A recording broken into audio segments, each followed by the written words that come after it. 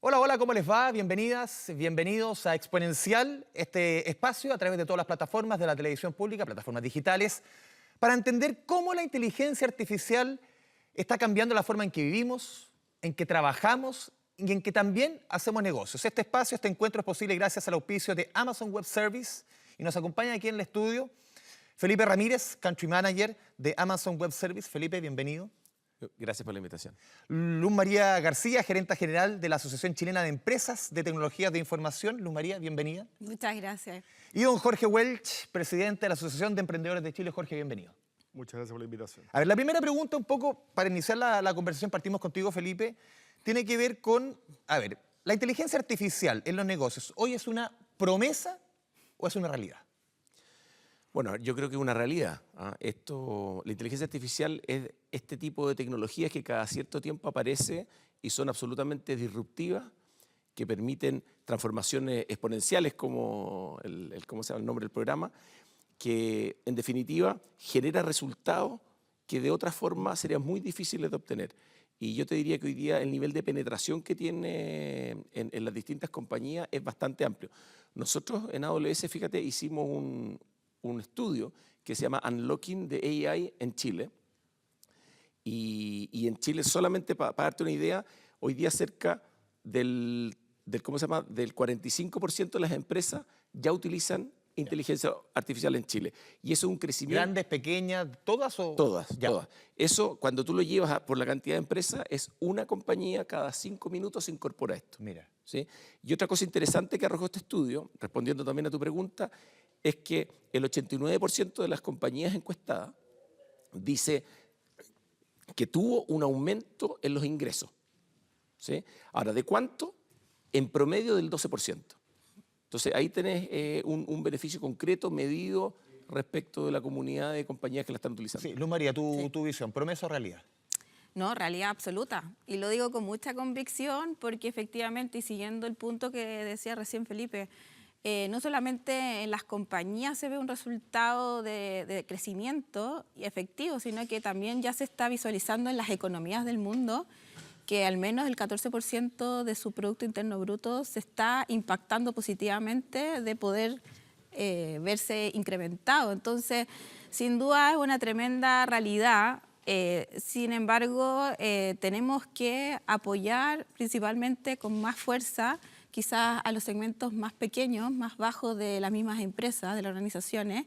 Todavía la adopción no es tan acelerada como nos gustaría que fuese por lo mismo, porque si adoptan rápido, tienen más chance de crecer sostenidamente más rápido e incrementar también sus resultados y productividad. Sí, Jorge, esta misma pregunta en el mundo del emprendimiento. ¿La realidad es distinta? ¿Es promesa o realidad la inteligencia artificial en el mundo del emprendimiento? No, yo creo que de hecho muchos de los emprendimientos que hoy día surgen son basados en inteligencia artificial. Entonces hoy día te diría que es una realidad absoluta. Y tanto así que hoy día yo creo que una de las cosas que estamos viendo, y probablemente no la vemos porque la estamos viviendo, es que esto es una manera de democratizar el acceso a la cancha. Yo creo que ahí hay un tremendo... ¿Se iguala? Se iguala, mira, en mi opinión, se iguala si es que lo adoptas. ¿Y por qué? Porque probablemente, y pasa mucho, que las empresas grandes tienen mucho más restricciones para usar estas herramientas. Por temas de compliance, una serie de hecho, las empresas más grandes incluso desarrollan sus propias inteligencias Las chicas tienen más libertad. Las chicas tienen más flexibilidad para jugar. Entonces, yo digo, ahí perfectamente se puede ganar espacio. Por lo tanto, en mi opinión, la adopción de estas tecnologías lo que hace es democratizar y aplanar la cancha. Sí. Hablemos también del impacto en diferentes industrias, también en la creación de valor de la inteligencia artificial. Parto contigo, Jorge, esta vuelta. ¿En qué sector sientes tú que está siendo más profunda el impacto de la inteligencia artificial? ¿En el comercio, en la finanza, en la minería, en servicios, en logística, dónde? A ver, yo creo que en todas le pega de alguna manera, pero si tú me haces elegir, yo probablemente te diría que en el mundo financiero hace mucho rato que ya el tema está muy sofisticado. Mucho rato. Sí. Pero, por ejemplo, en el comercio, o sea, todo lo que es comercio, todo lo que es marketing digital, todo lo que es customización de una oferta de valor para la persona específica, ahí hay diferencias enormes. El famoso logaritmo. Es que ahí ¿qué es lo que pasa? Que cuando hoy día tú puedes tener una empresa que la partiste en tu casa y tener una campaña más efectiva que a lo mejor una multinacional, que se gastaba un montón de plata en publicidad. Hoy día tú con mucho menos puedes llegar exactamente a la persona que quiere comprar. Y pasa muchas veces que esa multinacional termina comprándose a la Claro, pequeñita. claro, pero para eso tenés que hacer bien la pega durante un buen tiempo. Luz María, ¿cómo lo ves tú? Mira, El también... impacto. ¿En qué industria en particular? A ver, coincido un poco con Jorge. Existen en estos minutos distintos niveles de grados de impacto o madurez en lo que se está incorporando en la cadena y también en el negocio. Lo que está pasando con la inteligencia artificial a distinta escala, sea una empresa grande, mediana o chica, es cómo cambia el modelo de negocio y cómo ofrecen o le generan valor finalmente al cliente y cómo prestan o presentan sus servicios o productos. Entonces, sin duda, en estos momentos muchas industrias están en esos procesos de transformación, donde se han dado cuenta que la inteligencia artificial es estratégica para el plan, para lo que están en el fondo intencionando, lo que la organización está llevando a cabo. En la minería actualmente tenemos ejemplos muy potentes, la alta minería chilena, que no solamente están generando procesos nuevos y transformadores con IA, sino que también lo vienen a observar de otras partes del mundo. No solamente vamos a producir cobre como estamos tradicionalmente acostumbrados, sino que toda la cadena de conocimiento y de talento que está afectando esta producción de la alta minería, sin duda también es una nueva manera de mostrar a un Chile en donde ya no es el típico país que exporta solamente materia prima, sino que tiene un potencial enorme como Chile Potencia Digital de exportar talento y servicios basados en estas nuevas tecnologías como la inteligencia artificial. Entonces, sin duda, esto es todo un encadenamiento muy, muy potente que no solamente lo estamos observando en distintas verticales productivas, sino que también estamos viendo una transformación de una economía local que es basada en nuevas tecnologías. Sí, Felipe, respecto al impacto, ¿cuál industria crees tú que está siendo la más afectada en el buen sentido? Mira, nosotros lo que vemos es que es bien transversal, ¿Ya? pero me gustaría destacar, por ejemplo, la industria financiera. Perfecto. Hay instituciones financieras que están utilizando la inteligencia artificial para anteponerse a las necesidades de los clientes y para incluso desarrollar productos nuevos. Personalizar mucho el servicio financiero, que es bien importante. En la industria del retail, por ejemplo, una tendencia muy potente es el concepto de hiperpersonalización, algo que también la industria está trabajando muchísimo. El gobierno, el sector público, tiene un tremendo potencial y hoy día lo estamos viviendo como distintos organismos del gobierno están buscando poder atender mejor al ciudadano de una forma mucho más eficiente. Sin embargo, yo te diría que el caso que a mí me llama más la atención es el caso de las startups. ¿Por qué? Porque ellas, por definición, lo que vienen a hacer, vienen a proponer una propuesta de valor distinta que viene a desafiar un poco a los modelos de negocio más tradicionales. Entonces, la forma que ellos tienen de hacerlo es incorporar estas tecnologías disruptivas, lo han hecho siempre y hoy día se están basando en inteligencia artificial. Tenemos muchos casos de startups que la están usando efectivamente para generar esa diferenciación. Muchas veces el uso de la inteligencia artificial en las empresas, en los negocios, va relacionado con la reducción de costos. Y aquí una pregunta, porque aquí nos vemos todos los consumidores en muchos ámbitos afectados. Y parto contigo, Felipe. ¿Dónde están los mejores ejemplos de que la IA mejora la experiencia de clientes-usuarios? Porque uno muchas veces cuando te responde una inteligencia artificial, no siempre salimos satisfechos. Sí. Mira, bueno, la reducción de costos es efectivamente uno de los elementos que esta tecnología permite atacar. Y te puedo dar un ejemplo concreto. Nosotros tenemos un cliente que es LATAM Airlines, ¿Ya? que con ellos lo que ellos buscaron es básicamente en su contact center. Había una cantidad importante de llamadas que entraban en su contact center que eran de resolución simple. Sin embargo, cada una de esas llamadas requería de un agente físico para responderla. Eso era tremendamente ineficiente. Entonces, lo que nosotros nos propusimos, es que inicialmente un 30% de esas llamadas pudiesen ser respondidas automáticamente por un agente conversacional. Estas llamadas más simples. Claro. Ya. Hay gente que todavía llama para confirmar los vuelos, para hacer algunas preguntas muy simples. Hay de todo. Entonces, la idea es que eso se derive a un sistema que pueda procesar y generar esa respuesta de forma automática, optimizando así el uso de los agentes físicos reales para aquellos casos que son más complejos. En una primera etapa eso se consiguió, se generaron ahorros súper importantes. Y ahora lo que se propuso la TAM es llegar ya no del 30%, sino que llegar hasta el 70%. Mira. Es un desafío inspiracional que nos mueve a buscar cómo ahora pasamos de casos más simples a casos ya de Pero con mediana buena complejidad. satisfacción del usuario, que eso es bien importante. Bueno, los índices de satisfacción, según nos comentan, han subido. Ya. Han subido incluso. Luz María, ¿cómo lo ves tú? A ver, el tema del ahorro de costos, ¿va siempre amarrado con una buena experiencia del cliente o del usuario? A ver, yo creo que hay un desafío sin duda cultural, porque la tecnología viene a simplificarnos la vida. Y la promesa siempre ha sido mejorar la calidad de vida y también la percepción. Pero eso tiene que siempre ir de la mano de cambios culturales, de cómo también las mismas empresas se hacen responsables de ciertos procesos de cambio en cómo el cliente se acerca al bien o al servicio de una manera conducida. Y es parte de un proceso también de educación, de cómo yo te educo, consumidor, para que también ese match, esa reacción, esa iteración sea positiva. Sin duda yo creo que vamos mejorando. Yo también coincido con Felipe. Hay métricas que van dando resultados, indican resultados muy concretos de que sin duda se van generando ciertas percepciones del cliente final que están totalmente en una mejor calificación. Pero todavía falta un tema de quizás generar espacios educativos para que el cliente o el usuario también tenga más confianza en estos procesos. Aquí hay un tema netamente, también hay un elemento muy fundamental.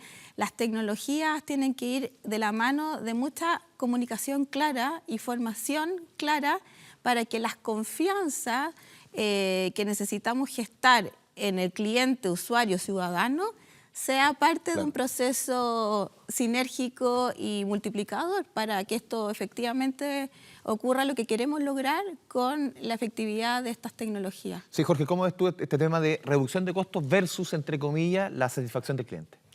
A ver, yo lo primero es que a mí me gusta hablar de optimización de costos más que de reducción de costos. Ya. Es un tema semántico, pero que no es menor. Y lo otro que sí, o sea, estos son procesos. Estos son procesos. Acordémonos que antes uno llamaba y tenía que hablar con una persona en la primera llamada. Y después, si te llegan a pasar con una grabación, ya era terrible. Hoy día uno empieza a acostumbrarse a veces con los bots, que son medios pavos, porque uno le pregunta 5 veces la misma cosa y te saluda igual las 5 veces. Pero yo lo que estoy viendo es de que estos son procesos que van transicionando. Y hoy día yo creo que a más de alguno le ha tocado hablar con una inteligencia artificial y de verdad uno no sabe si es una persona o no. Sí. Han ido mejorando. Mejorando. A través de la voz y también de los chats. Claro, o sea, los chats de todas maneras. Y la otra vez a mí me tocó hablar con una y yo pensé en todo momento que esa era una persona. Porque uno lo podía interrumpir y te repetía la frase. O sea, era de verdad un comportamiento bastante parecido al humano. Entonces, yo creo que estos son procesos. Yo creo que la gente se tiene que ir acostumbrando también, como decías, a que hay ciertas cosas que las puedes resolver fácil. O sea, para cambiar un vuelo ya no tenéis que esperar 20 minutos en una gente, o sea, se puede cambiar en 2 minutos. Entonces, esos son procesos que naturalmente se van a ir dando. Jorge, ¿cómo vamos en comparación con otros países respecto a la incorporación de la inteligencia artificial en los negocios? Mira, yo lo que he visto es que hoy nosotros estamos bastante a la par con el resto, probablemente con economías en Asia, no sé, Singapur, qué sé yo, pero esto tiene que ir acompañado siempre de que hayan incentivos correctos para que eso pase. Entonces, ahí tenemos todo el tema de la regulación o desregulación. Hoy día estamos nosotros en un punto en que podemos estar a la par de cualquier economía, pero tenemos que ser súper cuidadosos de la política pública, de cómo va a afectar la adopción de esas tecnologías. Así como pueden haber incentivos a que las empresas pequeñas y medianas, por ejemplo, adopten procesos con inteligencia artificial y a lo mejor tener algún tipo de beneficio tributario. O sea, hay mucha pega que hacer desde el punto de vista de política pública para que nosotros estemos siempre en la punta de la tabla. ¿Cómo estamos en comparación con otros países? Lo mismo que le preguntaba a Jorge. Mira, yo creo que tenemos un potencial enorme, lo hemos dicho, se habla de Chile como hub digital, potencia digital, la infraestructura que tenemos actualmente habilitante para tener una oferta y ser un líder regional en esta nueva economía digital, sin duda están. El tema efectivamente son los equilibrios de los actores o las actorías que tenemos a nivel nacional, de cómo se van movilizando las intenciones y las voluntades, tanto políticas, estratégicas como también técnicas. Y ahí hay un tema súper importante de que, por ejemplo, existan incentivos súper claros, como decía Jorge, leyes que no te frenen la innovación, que no te frenen las posibilidades ciertas de lo que la disrupción de estas tecnologías. Que regule lo suficiente, pero también no coarte la libertad. Que regule, entendiendo también la naturaleza propia de nuestro país, es decir, de nuestra propia economía, de nuestras características, que somos un país territorialmente diverso, con economías distintas, producto también de esta diversidad territorial. Entender que la innovación y la inteligencia artificial son tremendamente aliados estratégicos para potenciar economías locales territoriales que actualmente necesitamos ya traccionarlas y moverlas con mayor fuerza. Las salmoneras, por ejemplo, distintos sectores que en estos minutos, gracias al conocimiento, al talento que incluso tenemos, al desarrollo que ha habido en estos años de las mismas universidades, centros tecnológicos, sin duda eso está como un potencial enorme de esta nueva era. Por eso es tan importante buenas políticas públicas y aún más legislaciones muy conscientes y responsables de aquello. Y ahí es donde tenemos un rol súper importante, público y privado, en donde tenemos que intencionar que esos diálogos ocurran. Sí, Felipe, respecto a lo mismo. Sí, mira, poner un poquito de datos. El CENIA hace un índice latinoamericano de inteligencia artificial que ve la preparación de los distintos países y nosotros lideramos ese índice en Latinoamérica, seguido muy de cerca de Brasil. Por lo tanto, yo te diría que estamos bien. Sí. ¿Perdón? Estamos bien, te digo. Estamos bien, sí. En el contexto latinoamericano, por lo menos ese data point no hace sentir y pensar que estamos en una buena posición. Pero Jorge mencionó un tema, y lo María también, un tema muy relevante con la regulación.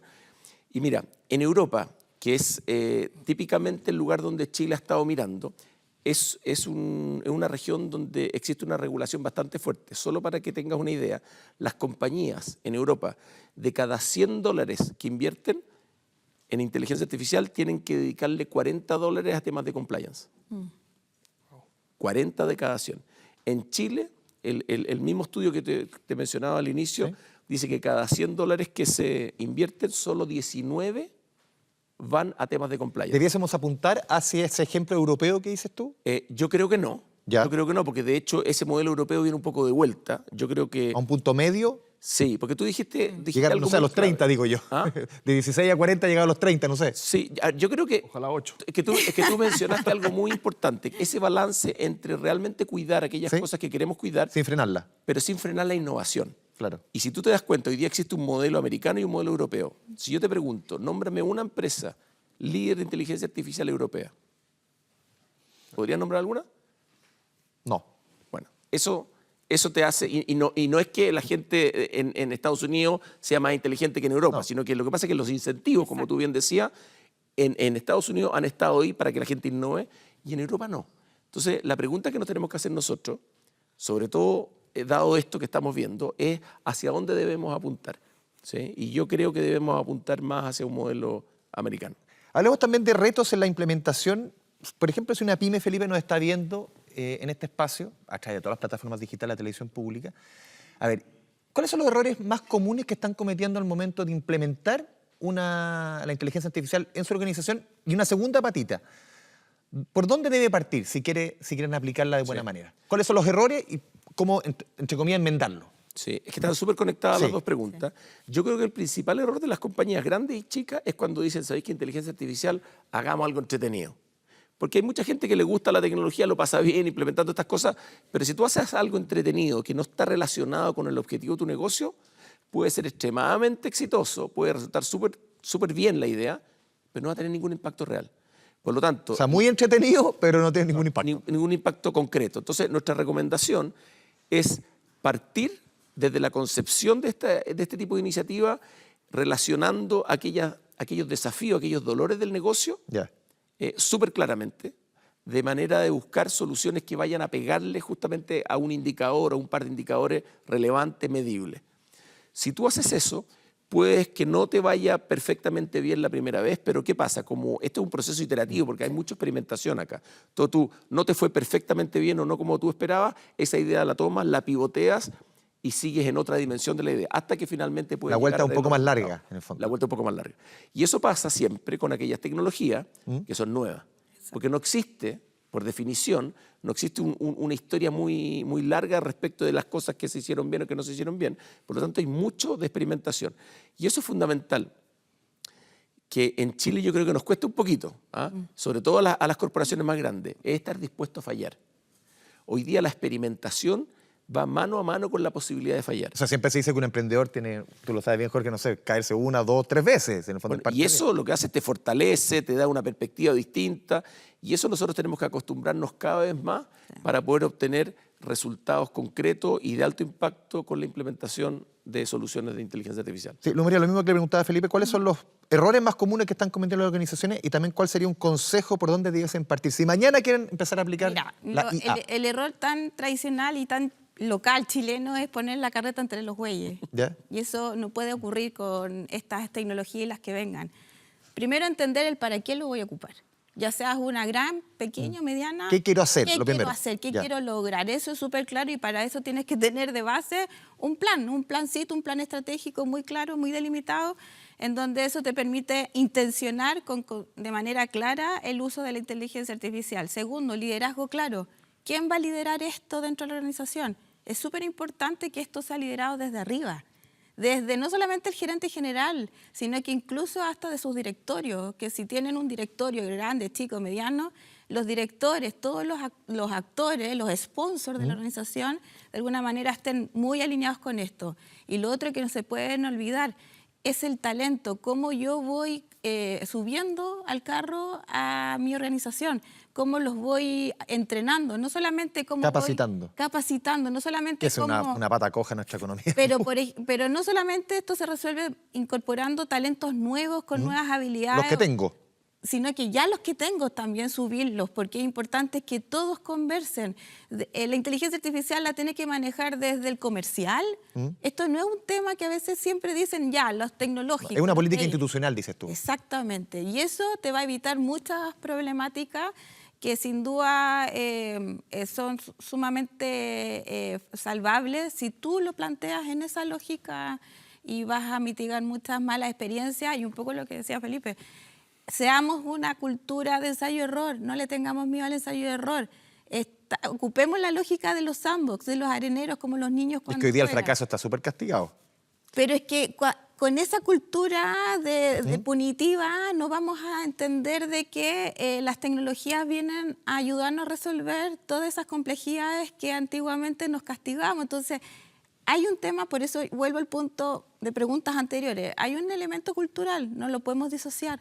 Hay que entender que esto trae transformaciones que van más allá de lo técnico y del lenguaje específico y de la adopción de ciertos conocimientos, entre comillas, más tecnológicos. Esto es una lógica de varios elementos que tienen que ir en una lógica muy pensada y muy convergente para que efectivamente tengan los resultados que se están buscando. Sí, Jorge, en el mundo del emprendimiento, ¿cuáles ves tú, ven en la SECH, que son un poco lo que preguntaba Felipe Luz María, esos errores al inicio y cuáles serían quizás los consejos para partir mañana con un correcto uso de la inteligencia artificial?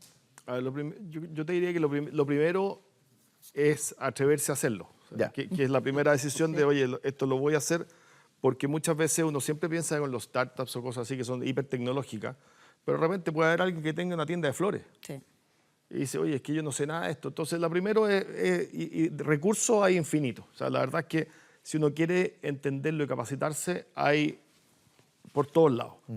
Entonces, lo primero es atreverse. Y lo segundo es lo que decía Luz María, de qué es lo que queremos resolver. Porque muchas veces uno se enamora de la tecnología, pero se le olvida para qué la está usando. ¿Para qué? Entonces, claro, oye, este rechoro, fíjate que, mira, yo le pido esto y me entrega esto. Sí, Felipe, entretenido. Claro, pero si para jugar juguemos nuestras cosas, pero si es para el negocio, yo creo que es re importante dos cosas. O sea, uno es entender para qué queremos esto, cuál es el problema que vamos a resolver. Y lo otro es que esto es algo que de verdad tiene que estar permeado en la organización. O sea, más allá de que una pyme, un emprendimiento tenga poca gente, pero estas tecnologías es algo que las tienen que partir usándose por todos lados, en el sentido de que normalmente estas cosas vienen del directorio, gerencia general, las direcciones, pero para abajo como que están todos mirando y decir, bueno, se viene la inteligencia artificial. ¿Qué es eso? Y yo fíjate que he visto empresas que han partido una capacitación a los gerentes y todos dicen, oye, sí, ahora yo sé qué es lo que es Gemini, qué es lo que es ChatGPT, la cuestión, pero cuando hace una capacitación a los equipos, te das cuenta que, no sé, en el área de contabilidad hay un tipo que resolvió un problema súper relevante, que con un pequeño cambio hizo una automatización de un proceso. Entonces, esto es, el punto es de que estas tecnologías, si bien tienen que venir lideradas desde arriba, tienen que estar empoderados los equipos para poder ir probando, para poder hacer todas esas iteraciones que hablábamos. Dentro de ese empoderamiento de los equipos, tú también lo mencionabas al pasar también, Luz María, ¿qué nuevos perfiles de profesionales han ido surgiendo en las grandes, pequeñas, medianas empresas con la implementación de la inteligencia artificial? ¿Qué perfil? ¿Qué de repente sorpresas han ido apareciendo? Buena sorpresa. Es que ese da para un programa entero. ¿Ya? Porque mira, yo creo que el perfil hoy día es alguien curioso. ¿Ya? O sea, partamos de esa base. Ni siquiera me voy a meter en el tema de la educación en los colegios, de cómo está, o sea, cómo conversa con esto, porque ahí hay un océano de distancia. O sea, ahí de verdad tenemos un desafío gigante como país de cómo esta generación... ¿Los colegios están al debe? Absolutamente. ¿Ya? Pero yo te diría que el sistema de educación en general, más allá del problema puntual que podamos tener ahora, los colegios tienen que repensar qué es lo que le van a enseñar a los alumnos. Entonces, el perfil que hoy día probablemente va a ser un tipo o una persona exitosa, va a ser alguien, no es que sea seco para las matemáticas, ni un tremendo programador, ya lo hemos visto. O sea, los programadores hace 4 años atrás eran un bien escasísimo. Hoy día yo he visto ya empresas que están sacando equipos completos de programadores y dejan a 2 o 3 seniors. Entonces, el perfil que probablemente va a incidir es alguien que tenga pensamiento crítico, que sepa comunicar. Que se inculca mucho en la base. Claro, o sea, si tú quieres promptear algo, tú tienes que saber pensar, o sea, tienes que saber comunicarte. Entonces, cuando uno empieza a pensar cómo las generaciones tienen que ir llegando a eso, te obliga a repensar todos los currículums. O sea, alguien que sea creativo, alguien que tenga esa parte, no sé cuál de los dos lados del cerebro es la que se ocupa para la creatividad, pero las artes, la creatividad, el pensamiento crítico. No me quedo con la izquierda. ¿En la izquierda? Sí. Ya. Entonces, alguien que tenga más desarrollado el lado izquierdo, porque hoy día todas estas herramientas te permiten reemplazar muchas de las habilidades duras. Y el ejemplo del programador es o sea, un tipo que se pasó estudiando no sé cuánto tiempo, seco en lo suyo, y que así queda obsoleto. Mira. Entonces, en cambio, alguien que sea un buen comunicador o alguien que tenga pensamiento crítico, probablemente es alguien que va a ir tomando cada vez más espacios de liderazgo dentro de las O compañías. sea, escucho a Jorge Luz María, se van generando nuevas habilidades Total. que quizás hace 10, 20 años ni siquiera eran miradas, en el fondo. ¿Qué nuevos profesionales van apareciendo? Coincido mucho. Si bien es cierto, se habla mucho de los analistas de datos, porque, ojo, en los datos, y aquí no lo hemos tocado ninguno porque lo consideramos como algo implícito, pero uno de los grandes elementos, sin duda, también del manejo de la inteligencia artificial es trabajar con buenos datos, y ahí entran todos estos analistas de datos. Pero coincido más en el perfilamiento que está señalando Jorge. Sin duda necesitamos personas que ejerzan liderazgos, ¿Ya? pero liderazgos que sepan trabajar en equipo. Es súper importante ese elemento, aunque suene evidente. De perogrullo. Hemos crecido durante los últimos 50 o 100 años en una sociedad en donde el individualismo fue exacerbado al máximo. Ahora, para poder hacer crecer el exponencial de todas estas tecnologías, necesitamos líderes que sepan trabajar colaborativamente y con equipos multidisciplinarios. Porque, como decía Jorge, las máquinas, la inteligencia artificial, la automatización, los robots, van a resolver las ecuaciones, la parte quizás más lineal. Y necesitamos actores que sean capaces de coordinar y conducir todos estos elementos desde una lógica no solamente creativa, sino que también discriminar y sintetizar toda esta masificación de información y de datos que vamos a tener ahora ya a la vuelta de la esquina, porque se viene también la cuántica, así que esto no para. Esta es la línea de partida de la inteligencia artificial. Por lo tanto, sin duda viene una oportunidad enorme para también generar nuevos talentos más humanistas que nunca. El humanismo viene con mucha fuerza en esta nueva era. Bienvenido. Felipe. Así que... Sí. Mira, la verdad que hoy día estamos hablando de inteligencia artificial y no sé, en 5 años más, no sé de qué vamos a estar hablando. Por lo tanto, de hecho, hablamos con María al inicio del programa, esto es un desafío gigantesco para quien está en esta industria. O sea, acá uno no sale de la universidad y dice, ya terminé de estudiar. Acá el estudio y el perfeccionamiento Constante. es permanente. Yo voy a cumplir 7 años en AWS, lo que hago hoy día es completamente distinto a lo que hacía hace 7 años atrás desde el punto de vista de la tecnología. Ha cambiado muchísimo.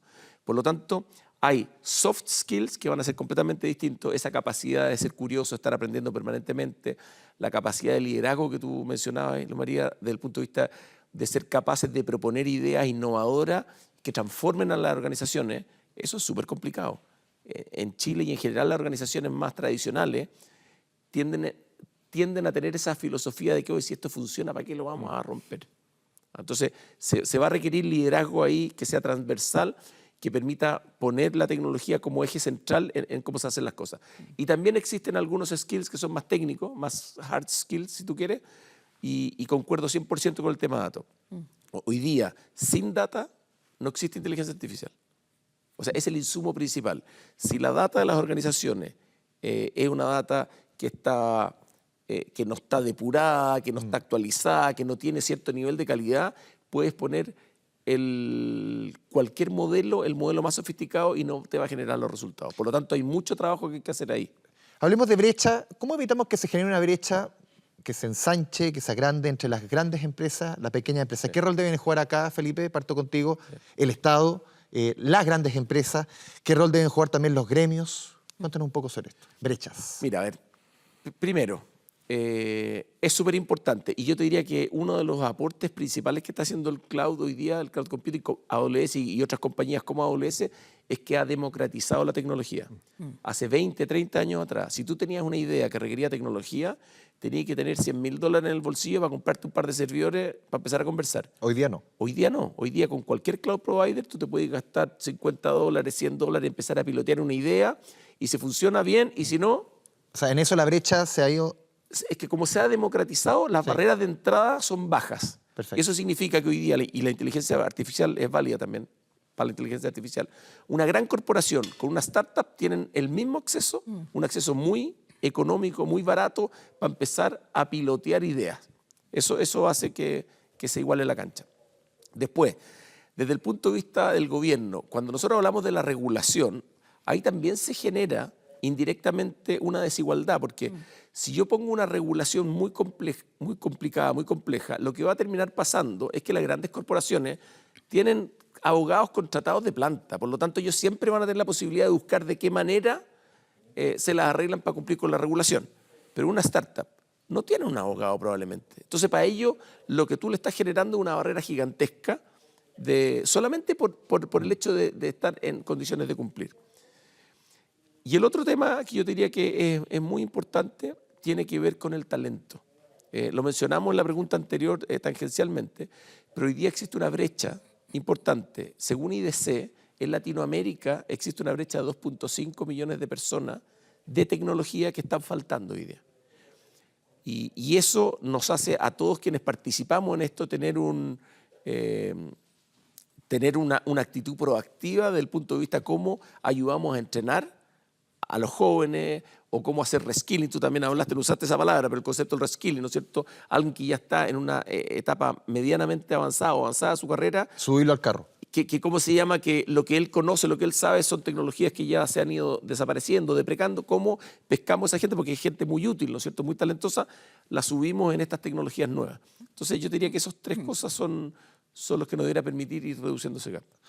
María, hablemos de brechas, lo mismo que le preguntaba a Felipe. A ver, desde el rol de los gremios, particularmente lo que hace ACTI es dialogar permanentemente con los distintos sectores que de alguna manera pueden habilitar como también frenar por una mala decisión o una mala orientación.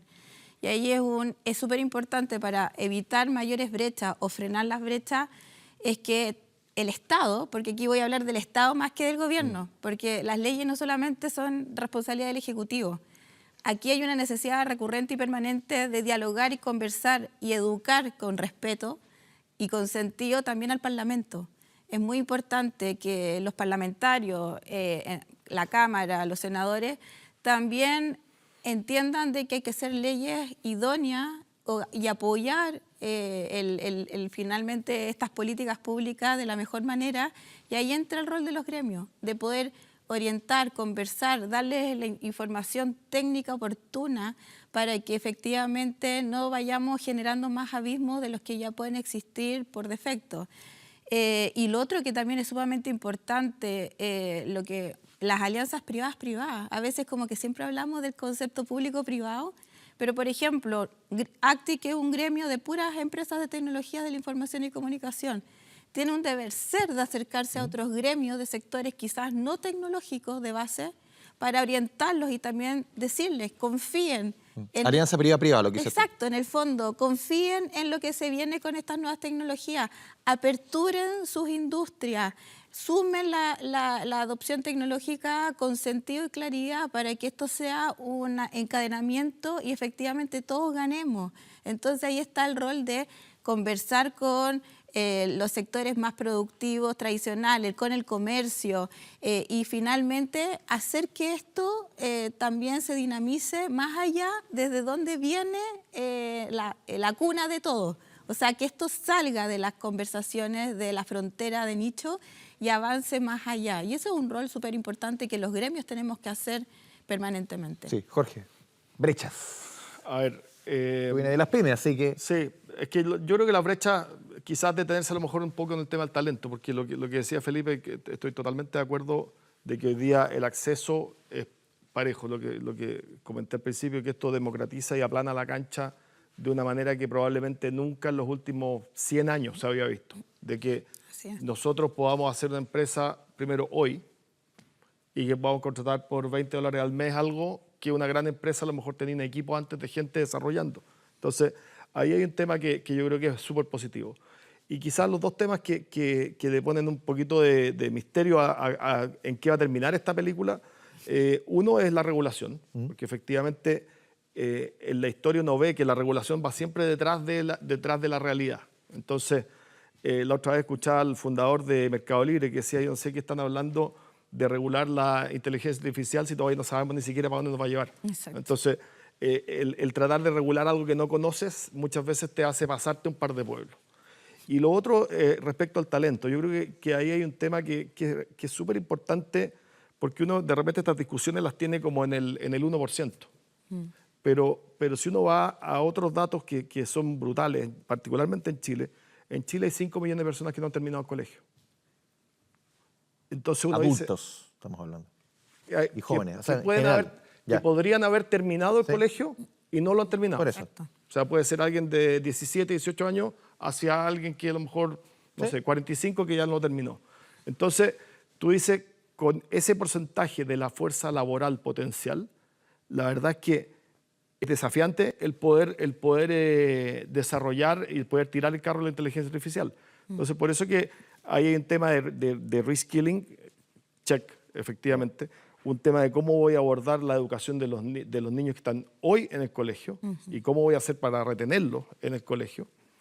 Y también el abordar la realidad de los más de 50, que ahí hay un temazo también, en cuanto a que tienes tú una fuerza laboral que si se da la lógica a esta pirámide, ¿no es cierto?, invertida que tenemos, en 20 años más vamos a tener más trabajadores sobre 45 que de entre 18 y 20 y tanto. Entonces... Se llama la Silver Economy. La Silver Economy, exactamente. Plateada. ¿Eh? Claro, plateada. Yo creo yo ya estoy adentro de esa cuestión. Pero fíjate que ahí tenía un tremendo tema, porque es gente que probablemente tiene desarrolladas muchas de estas habilidades que estamos teniendo, pero no tiene esa curiosidad o atreverse a meterse en esta tecnología. Y ahí hay un potencial enorme de talento, que hoy día la sociedad básicamente dice, oye, este tipo cumplió 60, bueno, muchas empresas a los 50 ya te dan el warning y a los 50 y tantos te tenés que ir nomás. Entonces, hoy día ese es un tema que yo creo que como país tenemos que adoptarlo. Y solamente para terminar la idea, hay países, por ejemplo, Alemania, yo me acuerdo que vi un programa que tenía gente que se jubilaba de cierta industria y que ofrecía llevar a estos profesionales a el país que quisieran. Y conozco un caso específico de una cervecera en Bolivia que llevaba años tratando de resolver un par de problemas y se trajeron un señor de un alemán que ya estaba jubilado y que le resolvió el problema. Y esto tenía tecnología y todo, y el señor dijo, mira, aquí son estas 3 cositas que hay que mover. Y le resolvió el problema. Entonces, tenemos un potencial de talento en los sobre 50 que no tenemos que mirar solamente el semillero. Importante ese punto. Hoy día, de acuerdo a las cifras del INE, una persona sobre los 50 años se demora en volver a encontrar empleo y que queda sin trabajo el doble que el promedio nacional. Sí. El doble, lo dicen los números no mienten. Ya, vamos cerrando, pero antes, Felipe, Luz María, Jorge, les quiero dejar una última pregunta con respuesta corta tipo titular. ¿Qué debería hacer una empresa chilena en los próximos 12 meses respecto a la inteligencia artificial, Jorge? Atreverse, partir en algo chico y concreto, medirlo y de ahí escalarlo. Luz María. Empujar a sus colaboradores a que se capaciten y se formen sin ningún miedo y con toda la valentía y el apoyo que se necesita para hacerse a cargo de estos nuevos desafíos. Felipe. Experimentar. Creo que eso es fundamental. Atreverse y experimentar. Sí. ¿Qué puede pasar si no resulta? Es verdad. Felipe Ramírez, Luz María García, Jorge Welch, les agradecemos su presencia aquí en Exponencial, este espacio de todas las plataformas de la televisión pública para entender cómo la inteligencia artificial nos está modelando, nos está cambiando la forma que vivimos, trabajamos y también que hacemos negocios. Nos vemos en un próximo capítulo. Chao, chao.